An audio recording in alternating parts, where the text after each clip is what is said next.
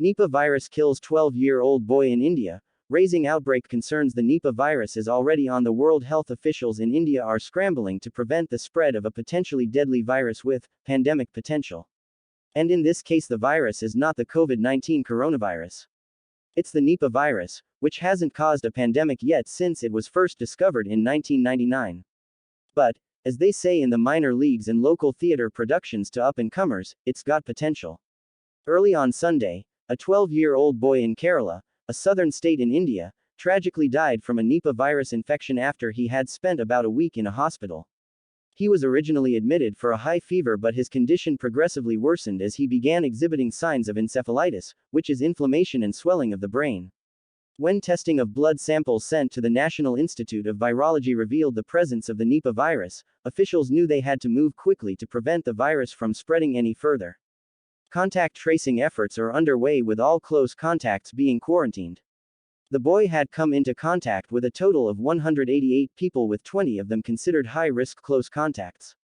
Officials are working quickly because they don't want to find themselves, knee-deep, in this Nipah virus.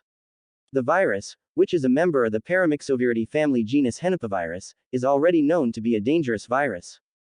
The virus has killed 40% to 70% of those infected in previous outbreaks over the past 2 decades or so. The Nipah virus has been on the World Health Organization (WHO) rogues list of infectious diseases that pose the biggest potential threats to the world. India has faced Nipah virus cases previously. What gives the Nipah virus pandemic potential, in general? Well, it is zoonotic, which means that it can spread between other animals and humans, with bats and pigs being known culprits. And once in humans, the virus can spread from human to human. If you've ever tried to organize a stage production of Les Miserables with just bats and pigs, you know how unpredictable animal and human interactions can be. So you never know where and when the virus might jump from other animals to people and then cause a human outbreak. The Nipah virus may not be as transmissible as the severe acute respiratory syndrome coronavirus 2, SARS-CoV-2, but previous outbreaks have shown that it can spread among humans fairly rapidly. Plus, there are currently no established vaccines against or treatments for Nipah virus infections. While that may keep anti-vaxxers from saying, "Don't take the Nipah virus vaccine because it will make your keys stick to your forehead," it also means that there is currently little humans can do to prevent the spread of the Nipah virus except for non-pharmaceutical interventions such as social distancing, face mask use, hand hygiene, and disinfecting surfaces. Therefore, a Nipah virus epidemic could catch many countries with their pants down around their ankles, just as the COVID-19 coronavirus did in early 2020. Typically, there are 3 ways you can catch the Nipah virus. One is by direct contact with infected animals such as bats and pigs or their body fluids. This is yet another reason why playing with bat or pig urine, blood, or saliva is a bad idea. Another way of being infected is by eating contaminated foods. So if the menu says, with or without bat poop, choose the without option. Bats are known to poop in food items such as palm sap or fruit because they frequently don't have manners or know how to use public restrooms. Bats can also nibble at food like fruit, leaving them contaminated.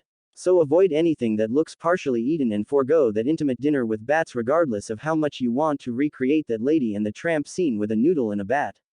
Also, immediately discard any food or water that may have been touched by bats in any way. Let's store it in the room with all those bats, or words that should rarely come out of your mouth. The third way of contracting the Nipah virus is from close contact with an infected human or his or her body fluids.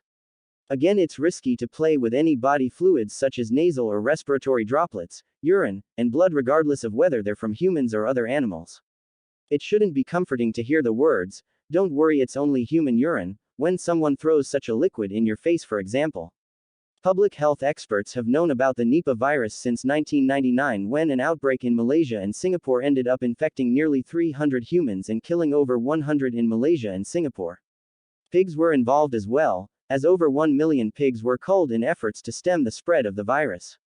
Since then, other outbreaks have occurred, mainly in Bangladesh and India. The flying fox is a known reservoir for the Nipah. While the virus can infect different animals, the main reservoir appears to be the fruit bat genus Pteropus, otherwise known as the flying fox. The Nipah virus is very similar genetically to the Hendra virus, another henipavirus that bats carry. So it will be important to give a flying fox about what happens to the virus in that population. If you do get infected by the Nipah virus, you probably wouldn't recognize what happened right off the bat, so to speak. It takes time for symptoms to emerge, usually anywhere from 4 to 14 days. The most common initial symptoms are fever and headache, which may be accompanied by respiratory issues, such as a cough, a sore throat, and difficulty breathing, as described by the Centers for Disease Control and Prevention (CDC). This initial phase of infection can last from 3 to 14 days. During this initial phase, there aren't obvious specific symptoms that make you go, "Oh, yeah, this is Nipah." So diagnosis will require real-time polymerase chain reaction (RT-PCR) testing of different body fluids. This can include samples of cerebrospinal fluid, urine, and blood, as well as the oh-so-familiar swabs of your throat and nasal passages. Some infections don't proceed beyond this initial phase. You may end up having nothing more than mild symptoms. However, this doesn't mean that you should say, "Oh, my doctor told me that it's only a Nipah virus infection. I can just walk it off." A significant percentage of infections progress to encephalitis, which is when the brain gets inflamed. Symptoms include drowsiness, disorientation,